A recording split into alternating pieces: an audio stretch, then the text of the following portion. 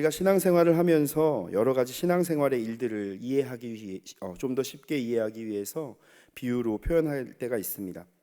예를 들면 기도는 영혼의 호흡이다. 이 말 참 많이 들어보셨죠? 기도는 영혼의 호흡이다 이렇게 말하고요.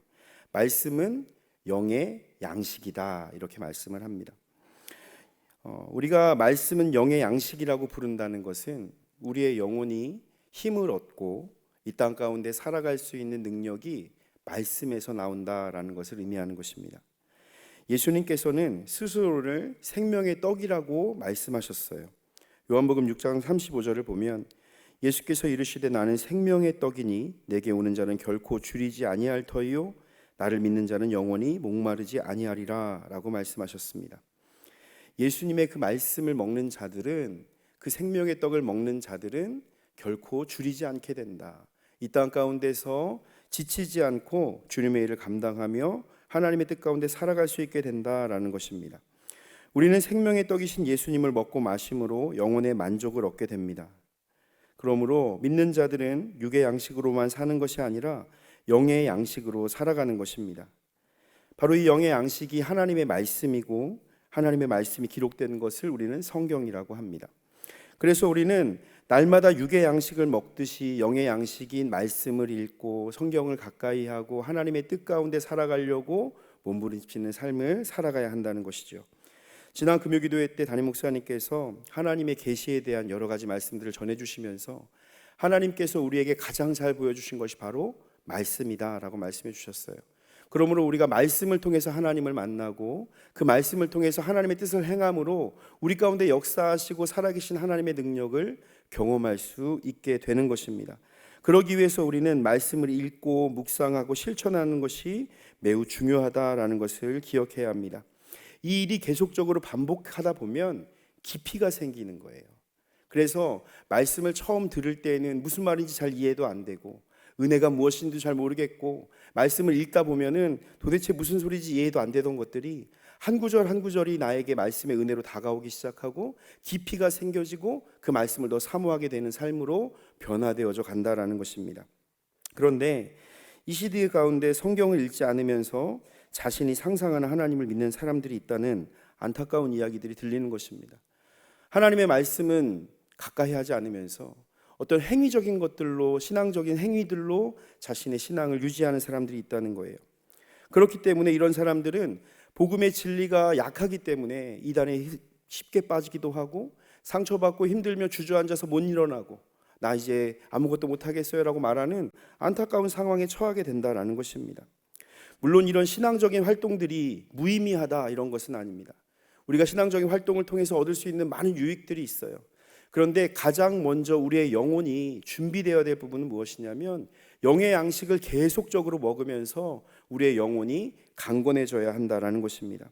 그러기 위해서 우리는 하나님을 알아갈 수 있는 이 성경을 가까이 해야 합니다. 그리고 이 성경의 말씀을 읽으면서 하나님의 뜻 가운데로 더 가까이 나아갈 수 있어야 한다는 것입니다. 미국에서 이게 농담으로 하는 말인데요, 거북이 교인이라는 말이 있다고 합니다. 새는 9일 정도 안 먹어도 살 수가 있대요. 사람은 한 12일 정도 안 먹어도 살 수가 있다고 합니다. 이제 단식을 더 오래 하시는 분들도 계시고 예수님 40일 금식을 하셨지만 보통 사람이 그 12일 정도 안 먹으면 몸에 이상이 생기고 어려워진다는 거죠. 개는 20일 정도를 견딜 수가 있다고 합니다. 근데 거북이는 무려 500일을 견딘답니다. 네, 어마어마하죠. 그렇다면 거북이 교인은 무슨 말일까요? 영의 양식인 말씀을 안 먹어도 살아가는 희한한 존재라는 겁니다. 우리가 지금 다 놀랐어요. 거북이가 500일이나 밥을 안 먹는다고? 한번 생각해 보십시오. 내가 하나님의 말씀을 매일 먹고 있는가? 나는 하나님의 말씀을 교회 와서 예배 드릴 때 말고 이 성경을 정말 펴서 내가 말씀을 사모함으로 읽었던 시간이 언제인가? 나는 거북이 교인보다 더한 사람 아닌가? 한번 생각해 봐야 된다는 것입니다. 하나님을 사랑하는 사람은 하나님과 함께하고 싶습니다. 하나님의 뜻 가운데로 살아가고 싶어요. 그러니까 그 말씀을 사모하고 그 말씀을 점점 가까이 하는 것입니다. 오늘 우리에게 주시는 이 말씀은 시편 96편에서 106절의 말씀 가운데는 이 하나님의 말씀을 얼마나 사랑하는지, 그 말씀이 나의 삶 가운데 얼마나 달고 단지, 그 말씀만 있으면 내 삶 가운데 참된 만족이 있고 즐거움이 있다는 것을 여러 가지 표현들을 통해서 고백하고 있습니다. 우리 성도님의 삶 가운데 다시 말씀으로 가까이 나아가는 삶이 되시기를 소망합니다. 오늘 말씀을 통해 다시 한번 말씀을 읽고 주께로 가까이 나가는 삶을 도전하고, 혹여나 말씀 읽는 삶이 잠깐 끊어져 있었다면 우리의 삶이 다시 한번 말씀을 통해서 우리의 영혼이 새 힘을 얻고 주께로 나아가는 귀한 은혜가 있기를 예수님의 이름으로 축원을 드립니다. 우리가 말씀의 깊이를 맛보려면 첫 번째로 하나님의 말씀을 종일 묵상해야 합니다. 오늘 본문인 시편 119편에 대해서 잠깐 이야기를 하려고 합니다. 119편은 성경 가운데서 가장 많은 절을 가지고 있는 절입니다. 잠깐 넘겨보시면 무려 176절이나 되는 아주 방대한 양의 내용들을 담고 있습니다. 그런데 이 방대한 내용들 가운데 가장 핵심이 되는 단어는 무엇이냐면 말씀이다라는 거예요. 그리고 가장 시인 만큼 여러 가지 형식들도 담고 있지만 이 시를 통해서 시인이 얘기하고 싶은 것은 하나님의 말씀이 우리의 삶 가운데 가장 큰 능력이 된다는 것을 고백하는 것입니다. 교회 학교에서 성경 퀴즈 때 문풀기 문제로 항상 많이 냅니다. 성경 119편은 몇 절까지 있을까요? 막 이렇게 하면 아이들이 잘 몰라요. 그래서 성경을 잘 안 읽어봐서 몰라서 100절이요 그러면 업, 다운 뭐 이런 걸로 하거든요. 그러면 150절이요 170절이요 막 이렇게 하면 깜짝 놀랍니다. 이렇게 긴 성경이 있냐 하면서 깜짝 놀라기도 합니다. 반대로 그냥 이거는 그냥 하는 얘기인데 성경 가운데 가장 짧은 절을 가진 성경은 117편인데요. 그 앞에 보시면 2절밖에 안 됩니다. 이렇게 짧은 절도 있어요. 다양한 표현들을 통해서 하나님을 고백하는데 이렇게 긴 절을 통해서 하나님의 말씀을 주제로 하기 때문에 이 이야기를 통해서 하나님의 말씀에 대해서 계속 전하고자 하는 것입니다. 우리가 시편을 읽으면 우리 담임 목사님께서 항상 표제에 대해서 말씀을 해주시는데요. 119편에는 표제가 없습니다. 한번 보시면 표제가 없이 그냥 119편하고 바로 말씀이 시작되는 것을 볼 수가 있어요. 그런데 독일어역 성경에는 119편에 대한 부제를 이렇게 적어놨다고 합니다. 제가 한번 읽어보겠습니다. 하나님의 말씀에 대한 찬양과 사랑 및 그 말씀의 능력과 활용에 관한 그리스도인의 황금 입문서라고 부제가 붙어 있다고 합니다. 이 119편의 말씀을 통해서 우리가 하나님의 말씀을 가까이 함으로 하나님을 찬양하고 하나님의 사랑 안에 거하고 그 말씀의 능력을 갖고 그 말씀의 능력을 가지고 살아가는 모든 삶. 그래서 그리스도인들에게 입문서와 같은, 그런데 그냥 보통 입문서가 아니라 황금 입문서, 아주 귀한 말씀의 입문서라는 부제가 붙었다는 것입니다. 이 시를 지은 시인이 누구인지는 정확히 알 수 없지만 이 시인은 하나님의 말씀을 깊이 맛본 사람이 분명합니다. 그리고 그 말씀을 지키면서 하나님의 은혜를 경험한 사람이 분명해요. 그렇기 때문에 그는 이 하나님의 말씀이 송이꿀보다도 더 달달한 고백을 할 수 있게 되었던 것입니다. 그래서 본문 96절과 97절을 보면 내가 보니 모든 완전한 것이 다 끝이 있어도 주의 계명들은 심히 넓으니이다. 내가 주의 법을 어찌 그리 사랑하는지요. 내가 그것을 종일 작은 소리로 읊조리나이다 라고 고백하고 있습니다. 시인은 하나님의 말씀은 완전하고 영원하다는 것을 고백했어요. 그리고 그 하나님의 율법을 나는 너무너무 사랑한다라고 고백하고 있는 것입니다. 우리가 하나님의 말씀을 묵상하는 것은 하나님을 사랑하는 것에서 시작됩니다. 하나님을 사랑하십니까? 최근에 하나님이 나에게 뭐라고 하셨어요? 기억나시는 거 있으신가요? 사랑하는 사람은 계속 대화를 합니다. 카페를 가면 연인들이 앉아있을 때가 있어요. 젊은 남녀들이 이렇게 앉아있을 때 보시면 대화를 할 때 사이가 좋은 연인은 이렇게 테이블에 팔을 딱 대고 아주 가까이 앉아가지고 눈을 보면서 얘기를 한다고 합니다. 그런데 뭐 다투거나 좀 싸운 사이는 테이블을 가까이 하기는커녕 저 의자 끝으로 저 뒤에까지 앉아가지고 이렇게 쳐다보면서 얼굴을 쳐다보지 않고 얘기를 한다고 해요. 하나님과 나의 사랑의 거리는 어느 정도가 되는 것 같습니까? 내가 하나님께 점점 더 가까이 나아가고 있는 삶인가요?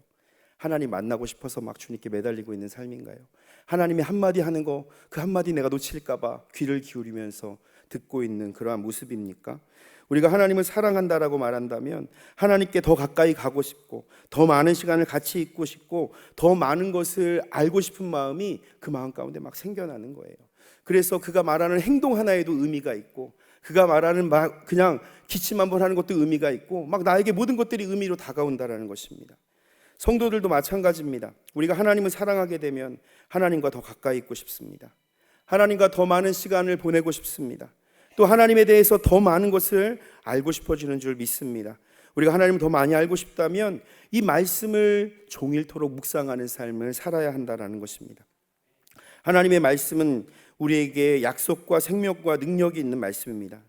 그 말씀을 무조건 믿는다고 하는 것이 중요한 것이 아니라 그 말씀 가운데 우리에게 주시는 어떠한 말씀들을 내가 믿는가 구체적으로 고백할 수 있는 믿음이 우리 가운데 있어야 된다는 것입니다.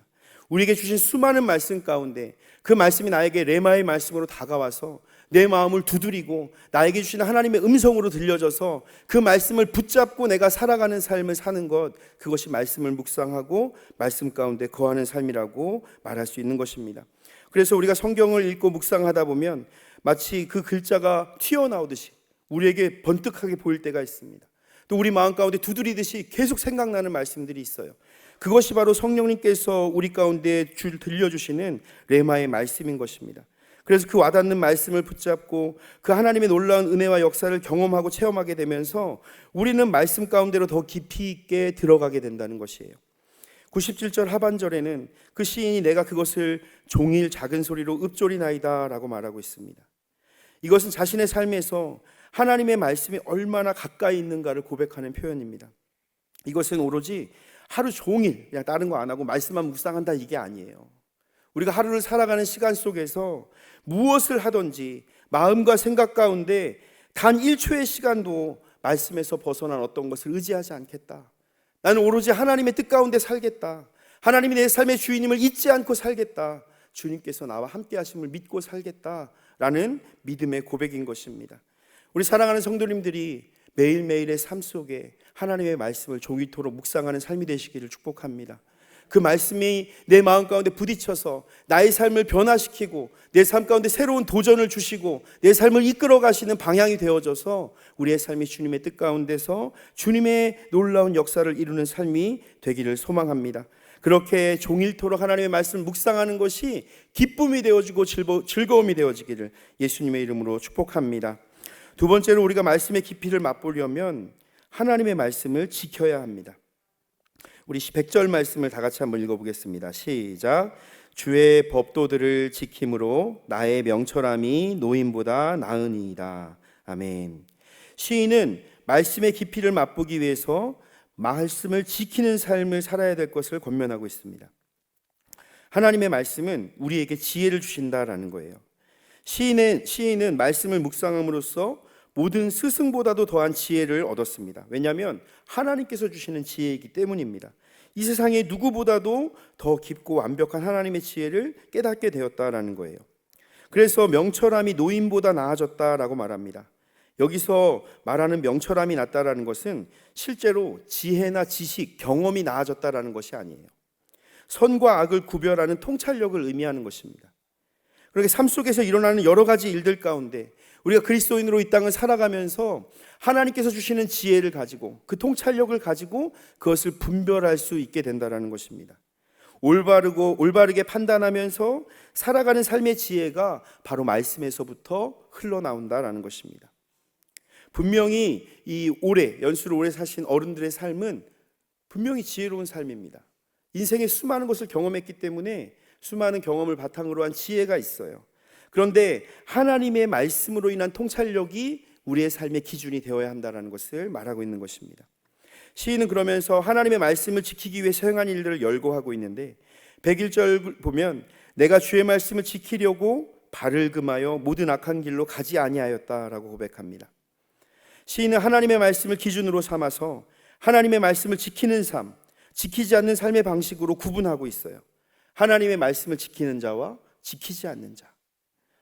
내가 하나님의 말씀을 지키려면 어떻게 해야 되느냐? 발을 금해서 모든 악한 길로 가지 않았다라는 것입니다. 여기서 말하는 모든 악한 길이라는 표현은 이 땅의 많은 사람들이 하나님의 말씀에 따르지 않는 삶을 살아가고 있다 이런 의미예요. 수많은 사람들이 각자의 방향을 향해 각자의 목표를 가지고 달려가고 있지만 나는 하나님의 말씀 가운데 그 말씀을 지키는 삶을 위해서 세상을 쫓아가지 않았다라는 것입니다. 내 발을 금하고 하나님의 뜻 가운데서 살아가기로 결정했다라는 것이에요. 하나님의 말씀을 지키려면 이러한 결단이 우리 가운데 필요한 것입니다. 다니엘과 세 친구를 우리는 기억합니다. 우상에게 제사드렸던 제물을 먹지 않기 위해서 그들은 뜻을 정했습니다. 우리도 이러한 뜻을 정해야 되는 거예요. 나의 삶 가운데 다가오는 유혹의 일들 가운데, 죄악의 일들 가운데 내가 이제 그것을 끊어내고 하나님의 말씀을 지키겠노라는 믿음의 결단이 필요하다라는 것입니다. 그래서 우리가 육신의 정욕이 일어나게 되는 그 순간마다 하나님을 기억하며 하나님을 생각하며 하나님의 뜻대로 살아가기 결심한 그 마음을 지키며 나아가야 한다라는 것이죠. 우리가 하나님의 말씀을 사모하고 뜻대로 살아가는 것은 이러한 결단과 또한 행함으로 나타나는데, 그 근간에는 사랑으로 되어진다는 것을 항상 기억하시길 바랍니다. 하나님이 우리에게 억지로 그렇게 살아가라고 하는 게 아니에요. 우리가 하나님을 사랑하기 때문에 그렇게 살아가는 것입니다. 그래서 좁고 험한 길인데 기쁜 거예요. 어려운 길이에요. 세상 사람들 조롱할 수 있어요. 비난할 수 있어요. 그런데 그 길이 우리는 가야 할 길이 되는 것입니다. 하나님 사랑하니까. 하나님 사랑하니까 세상 기준으로 말도 안 되는 일들을 지키면서 또 그 기준 가운데서 조롱과 핍박을 당하면서도 우리는 믿음의 길을 걸어가게 된다는 것입니다. 오늘 이 시간 하나님 앞에서 나의 뜻을 결정하고 결단하고 주님의 뜻을 따라갈 수 있는 저와 여러분들 되시기를 소망합니다. 101절을 보니까 주께서 나를 가르치셨으므로 내가 주의 규례들에서 떠나지 않았다라고 고백하고 있어요. 시인은 주님께서 우리를 가르쳐 주셨다라고 고백합니다. 이것은 앞서 말씀드렸던 레마의 말씀이 나에게 말씀하신다는 거예요. 성령님께서 성령의 지혜와 그 분별할 수 있는 마음을 통해서 말씀을 통해 읽을 때마다 깨달음을 주시고 하나님의 말씀이 나에게 다가오는 것을 말합니다. 그것이 마치 주님이 우리에게 가르침을 주신다라는 그런 고백인 것입니다. 이것이 원어적 의미에서는 하나님과 우리의 인격적인 관계성을 강조하는 표현입니다. 하나님이 우리의 아버지가 되셔서 아들을 앉혀놓고 한 글자 한 글자 가르쳐 주듯이, 짚어가면서 그를 가르쳐 주듯이 1대1의 인격적인 관계 안에서 가르친다라는 것입니다. 하나님은 우리가 하나님을 사랑하는 만큼 우리에게 그것을 보여주시고 그 은혜 가운데 살아갈 수 있도록 인도하시는 분이라는 것을 기억하시고 하나님 앞으로 나아가 주의 말씀 배우기를 즐겨하시기를 축복합니다. 그래서 그 말씀을 실천하며 살아갈 때 하나님께서 우리를 바라보시면서 너무너무 기뻐하시는 거예요. 요즘 저희 딸이 한글을 조금씩 공부를 하고 있습니다. 그래서 발음을 좀씩 가르쳐주고 있거든요. 그럼 이제 예를 들어서 주하니까 이름이 주 하는 건 쉬워요. 그런데 밑에 이제 받침이 오면은 좀 힘들잖아요. 그러면 제가 이렇게 한 글자씩 가르쳐줍니다. 주하고 밑에 동그라미가 오면 웅이라고 발음하는 거야. 중 이래서 중이 되는 거야. 그러면 중이라고? 그래 중 막 이렇게 따라합니다. 그걸 보는 제 마음이 너무 행복해요. 한 글자 배웠는데 너무 행복해요. 문장을 이렇게 쓰는 것도 아니고 고작 한 글자 배웠는데도 그렇게 기쁨이 있습니다. 우리가 하나님 앞에 나와서 우리 아버지 되신 하나님께서 우리에게 막 말씀하실 때 내가 깨닫고, 아, 하나님 이거라고요? 하나님 저에게 이렇게 말씀하시는 거예요? 제가 이렇게 살아가면 될까요? 라고 반응할 때 하나님의 기쁨이 얼마나 커지시겠어요? 얼마나 행복하시겠어요? 야, 너가 내 말을 아는구나. 너가 내 마음을 아는구나. 너가 이렇게 살았으면 좋겠어 라고 우리를 보시면서 기뻐하신다라는 것입니다. 한 아기가 걸음마를 뗄 때까지 수천 번 넘어짐이 있다고 합니다. 저희 딸도 키울 때 보니까 수도 없이 넘어져요. 계속 넘어집니다. 그 모습을 바라보면서, 그런데 어떤 부모도 그것을 바라보면서 화내는 부모는 없어요. 오히려 일어서기만 해도 막 환호성을 지르고요. 야야 너 일어났냐? 막 이렇게 환호성을 지른다는 거죠. 막 비틀비틀 되잖아요. 애기들 비틀비틀 되면 한 걸음 뛰면은 막 우리 딸이, 아들 딸이 막 올림픽 나가야 되는 거 아니야? 막 이런 생각합니다. 너무 기쁜 거예요. 대견하고, 야, 이 한 걸음 뗐다는 것이 너무나 훌륭하다. 그러다가 폭삭 주저앉아도 아유 다시 일어나면 되지라는 마음이 있습니다. 어떤 부모도 그걸 바라보면서 넘어져? 똑바로 안 일어나? 막 이렇게 하는 부모는 없다는 거예요. 너 아빠 보고 똑바로 와야지. 왜 비틀거려? 막 이러는 아빠는 아무도 없습니다. 하나님과 우리의 관계는 이런 인격적인 관계예요. 하나님께 우리의 말씀을 따라서 내가 살려고 발버둥치고 노력하면 하나님 그거 보면서 똑바로 그쪽 아니라고 했지. 너 몇 번 얘기하니? 이렇게 하시는 분이 아니라는 겁니다. 야, 드디어 네가 그것을 하기로 결정했니? 한 걸음 뛰었니? 일어섰니? 너가 말씀 읽기 시작했니? 하나님 기뻐하신다라는 겁니다. 하나님의 기쁨이 되어지는 우리 모두가 되었으면 좋겠습니다. 그래서 우리가 말씀의 깊이를 알아갈수록 하나님을 더욱더 기쁘시게 하는 자가 되는 거예요. 우리의 삶이 그렇게 말씀 가운데 거하고 세상을 멀리하고 하나님의 뜻 가운데 살기로 결정하면서 하나님의 뜻대로 걸어나가기 때문에 하나님이 우리를 바라보시면 어떡하시겠어요? 막 춤을 추실 거예요. 춤을 추실 거예요. 그 기쁨을 드리는 우리 모두가 되었으면 좋겠습니다. 마지막 세 번째로 우리가 말씀의 깊이를 맛보려면 말씀 안에서 참된 기쁨을 맛봐야 합니다. 시인은 하나님의 말씀에 대한 감각적인 표현으로 말씀에 대한 기쁨과 즐거움을 표현하고 있는데 103절 말씀입니다. 우리 다 같이 103절 말씀 한번 읽어보겠습니다. 시작. 주의 말씀의 맛이 내게 어찌 그리 단지요 내 입의 꿀보다 더 다니이다. 아멘. 이 음식을 먹은 것 같은 이런 감각의 표현으로 표현하고 있는데요. 이 달다라는 표현이 이게 수동형으로 되어져 있습니다. 그래서 하나님의 말씀이 우리에게 달게 느껴지게 하신다 이런 거죠. 그래서 우리에게 기쁨과 즐거움을 주신다라고 말할 수가 있습니다. 시인이 이렇게 고백할 수 있는 것은 앞서 말했듯이 하나님과 인격적인 관계가 먼저 맺어졌기 때문입니다. 사랑하는 자의 목소리를 듣는 것이 너무 기쁘고 그 음성을 통해서 내 삶이 변화되어 가는 것이 기쁘고 하나님과 함께하니 참된 평안과 만족을 누림으로 기쁨을 누리는 삶이 되어진 거예요. 그러니까 말씀을 통해 얻는 기쁨과 즐거움이 세상과 다르고 감히 세상에 어떤 것도 비교할 수 없는 기쁨과 즐거움이 되어져서 하나님과 함께하며 그 말씀을 먹을 때마다 그 말씀을 실천하고 그 살아계신 하나님의 능력을 경험할 때마다 내 안 가운데 넘쳐나는 기쁨과 즐거움은 세상의 그 무엇과도 비교할 수 없는 즐거움이 된다라는 것입니다. 우리 안에 이러한 고백이 넘쳐나기를 축복합니다. 주의 말씀이 내 안에 막 넘쳐나서 달고 달아서 그 말씀을 사모하고 그 말씀을 지키려고 노력하고 그 말씀을 통해 하나님의 역사를 경험하는 귀한 은혜가 있어지기를 축복합니다.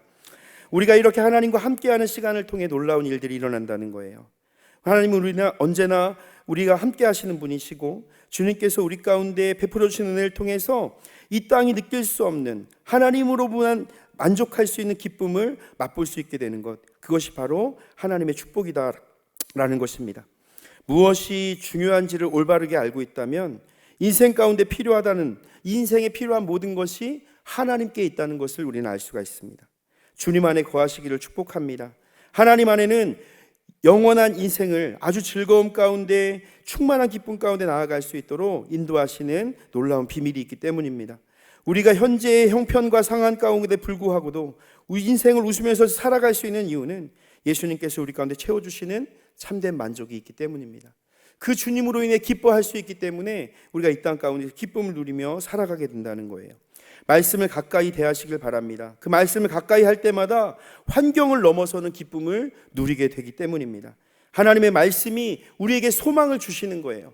환경과 상황을 바라보면 절망할 수밖에 없던 우리들에게 말씀을 통해 우리에게 주시는 소망을 바라보니 내가 나아갈 수 있게 된다는 겁니다. 일어설 수 있게 된다는 거예요. 하나님의 뜻대로 살아갈 수 있는 용기와 담력이 생겨난다는 것입니다. 말씀 안에 참된 기쁨을 맛보는 것, 이것은 환경이 잘 되지는 것, 부요해지는 것, 어떤 세상 일처럼 잘 풀어지는 것, 이게 중요한 것이 아닙니다. 하나님 안에 참된 기쁨과 만족은 환경을 초월하여서 우리가 경험하는 기쁨이라는 거예요. 그렇기 때문에 우리를 붙잡고 계신 하나님을 기억하면서 하나님의 말씀을 가까이 하며 그 말씀을 먹으며 강건해지는 저와 여러분들 되시길 소망합니다. 그래서 이 참된 기쁨을 맛보기 위해서 우리의 말씀을 먹어야 하는데 우리가 두 가지 관점 가운데 좀 생각해 보기 원합니다. 첫 번째로 말씀을 매일 새롭게 먹어야 합니다. 매일매일 사모해야 돼요. 매 순간순간 말씀을 사모해야 됩니다. 하나님이 나에게 주실 말씀을 사모하는 마음이 있어야 됩니다. 베드로전서 2장 2절에 갓난 아기들 같이 순전하고 신령한 젖을 사모하라. 이는 그로 말미암아 너희로 구원에 이르도록 자라게 하려 함이라 라고 말씀합니다. 아이들의 젖, 여기서 젖은 말씀을 의미하는데요. 아이들에게 이 젖은 엄마가 그때그때 주는 것입니다.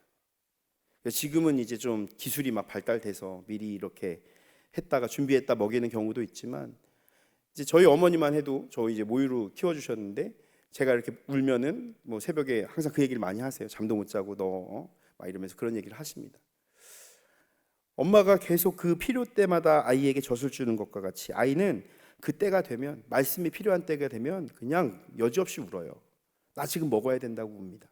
우리가 마치 그 어린아이와 같이 신령한 젖을 사모하는 마음이 있어야 됩니다. 매일매일 나에게 하나님의 말씀을 달라고 하나님 앞에 나아가는 사모함이 있어야 돼요. 나에게 말씀하여 주시고 나의 길을 인도해 달라고 우리가 사모하는 마음이 있어야 되는 것입니다. 그렇게 신령한 젖을 사모할 때 하나님의 말씀이 우리 가운데 충만하게 되어진다는 것이죠. 기독교 교육학자인 하워드 핸드리스 교수님이 대학 다닐 때의 이야기라고 합니다. 교수님이 학생으로 대학교를 다니던 시절 학교 식당에서 일을 했는데 매일 5시 30분이면 출근을 해야 됐다고 합니다. 아직 학생 때니까 열심히 이제 돈도 벌어야 됐나 봐요. 출근을 하는데 한 교수실을 지나가다 보면 그 교수님은 5시 반인데 항상 불이 켜져서 책을 보고 있더라는 겁니다. 창문으로 교수님의 책상에 불이 켜져 있고 뭔가를 열심히 보시는 교수님을 보면서 출근을 했었다고 합니다.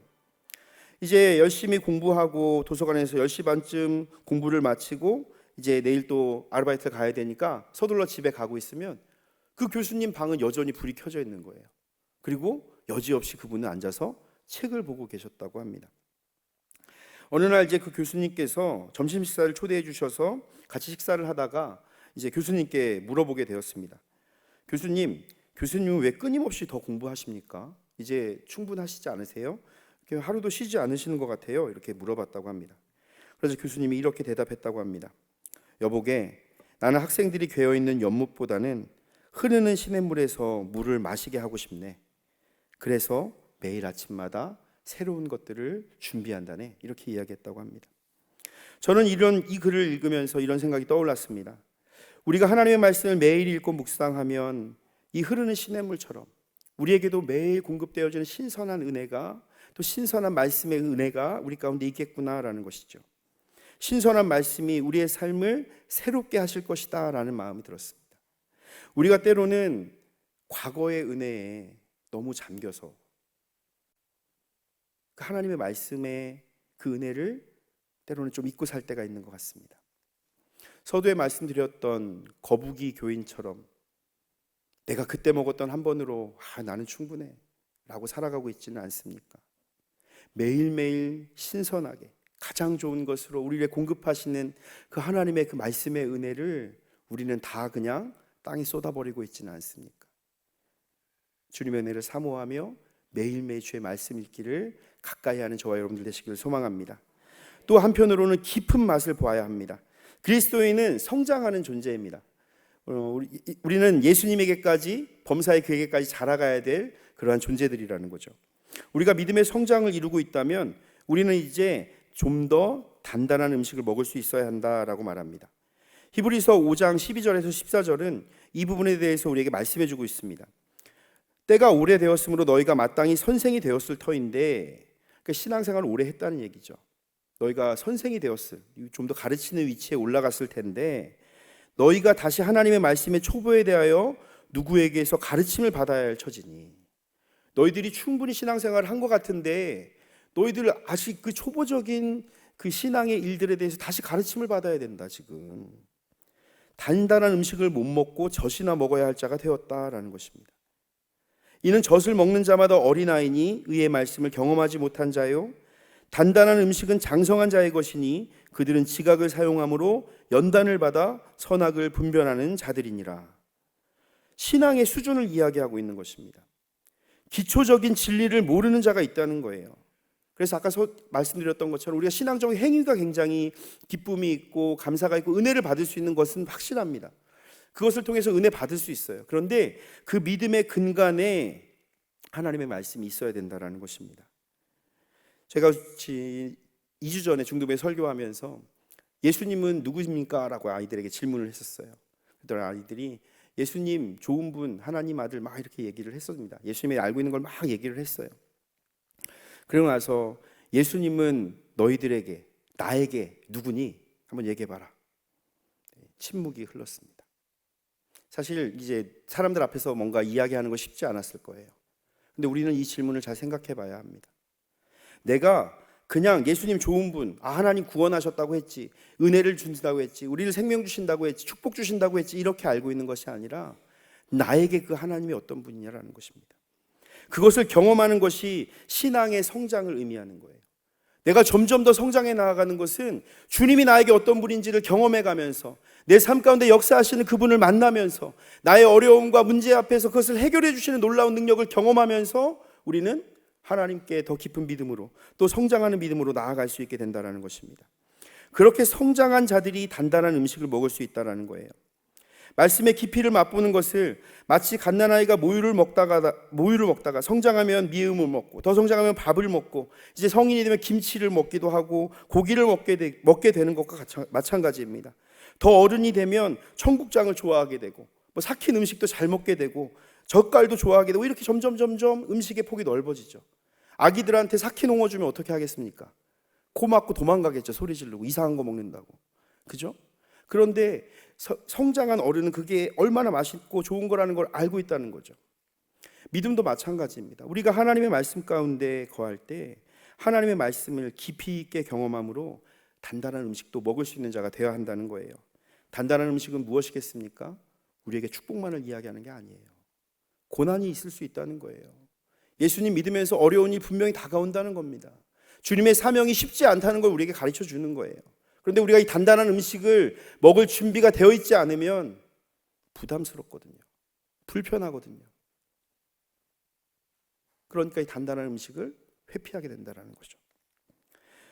성인이 되어서도 이렇게 음식을 잘 안 먹거나 또 이런 좀 향이 나거나 이런 음식을 못 먹는 사람들의 입맛을 가리켜서 초딩 입맛이라고 합니다. 몸은 성인이 다 됐는데 음식 먹는 거 꼭 초등학생 같다 해갖고 초딩 입맛이라고 하는 거예요. 우리가 신앙의 초딩 입맛이 되면 안 되겠습니다. 단단한 음식 먹을 수 있어야 돼요. 주님이 가라 하시면 갈 수 있어야죠. 주님이 부르시면 여기 있습니다라고 대답해야죠. 못 듣는 척 할 거예요. 아니잖아요. 우리가 단단한 음식을 먹을 수 있어야 돼요. 말씀의 깊이가 더해질수록, 신앙의 깊이가 더해질수록, 신앙이 성장할수록 우리는 주님께서 말씀하시는 단단한 음식을 먹을 수 있는 자가 되어져야 한다는 것입니다. 하나님 말씀을 대할 때 익숙하고 읽기 쉽고 이해가 되고 뭔가 나에게 복 주신다 하고 좋은 것만 찾는 것이 아니라 이런 어린아이와 같은 신앙에서 성장해서 나에게 헌신을 말씀하시고 희생을 말씀하시고 사랑을 말씀하시고 겸손을 말씀하시고 낮아짐을 말씀하시고 섬김을 말씀하실 때 주님 제가 하겠습니다. 주님의 뜻이 그것이군요 라고 깨달을 수 있는 것이 단단한 음식을 먹는 자 아니겠습니까? 우리가 주님 앞에서 말씀 깊어짐을 통해서 성숙한 삶을 살아갈 수 있는 복된 삶이 되기를 소망합니다. 그래서 오늘 본문에서 우리 함께 읽은 본문의 마지막, 시인은 마지막에 이렇게 고백합니다. 우리 고백하는 마음으로 함께 읽기 원하는데요, 105절과 106절 말씀을 우리 다 같이 고백하는 마음으로 함께 읽겠습니다. 시작. 주의 말씀은 내 발의 등이요 내 길의 빛이니이다. 주의 의로운 규례들을 지키기로 맹세하고 굳게 정하였나이다. 아멘. 아멘. 우리가 이러한 믿음의 고백 가운데 하나님의 말씀을 사모하고 그 말씀을 매일 그 신령한 저처럼 사모하면서 단단한 음식을 먹기까지 믿음의 분량을 성장시키고 하나님의 은혜 가운데 자라갈 수 있는 복된 삶이 되시기를 축복합니다. 그렇게 살아가기 결단하는 자들에게 하나님께서 우리의 삶을 등불과 같이 인도해 주신다는 겁니다. 우리의 발을 한 걸음 한 걸음 인도해 주신다는 거예요. 우리가 세상의 것들 바라보며 두려워할 틈도 없이 주님만을 바라보고 있으면 내가 어디로 가는지 모르는데 주님께서 이미 나를 좋은 곳으로 인도해 주신다는 겁니다. 우리의 삶을 그렇게 주께 맡기고 나를 인도해 주시는 주님을 바라보면서 믿음 가운데 나아갈 때, 순종으로 나아갈 때 말씀의 깊이를 맛보며 깊어지는 말씀을 통해 주님께 기쁨이 되어지고 주님께 영광을 돌려지며 우리의 삶을 통해서 살아계신 주님이 증거되어지는 복된 삶이 될 줄로 믿습니다. 주님께 전적인 믿음을 가지고 한 걸음씩 순종하시기를 축복합니다. 환경을 넘어서서 역사하신 하나님을 바라보면서 우리의 길을 비춰주시는 주님을 따라가는 저와 여러분들 되시기를 예수님의 이름으로 축복합니다. 사랑하는 성도 여러분, 말씀의 깊이를 맛보십시오. 그리고 말씀을 묵상하는 삶이 되십시오. 말씀을 행함으로 주님께서 우리 가운데 행하시는 놀라운 역사를 경험하십시오. 그로 말미암아 우리가 믿음이 성장하여 주님의 은혜 안에서 주께서 가라 하는 그 자리 가운데서 마땅히 그 일을 행하며 주님의 일들을 감당하는 복된 삶이 되시기를 예수님의 이름으로 축원을 드립니다. 시간 다 함께 기도하시겠습니다. 말씀 생각하시면서 함께 기도하실 때 주님, 내가 말씀을 더욱 사모하게 하시고 말씀의 은혜 가운데 거하게 하시고 깊어지는 말씀을 통해 신앙의 성장이 이루어지며 주님의 뜻을 이루는 복된 삶이 되게 하여 달라고, 또한 우리가 가지고 나온 기도 제목 가지시고 주님의 이름 3번 간절히 부르신 후에 합심으로 기도하겠습니다. 주여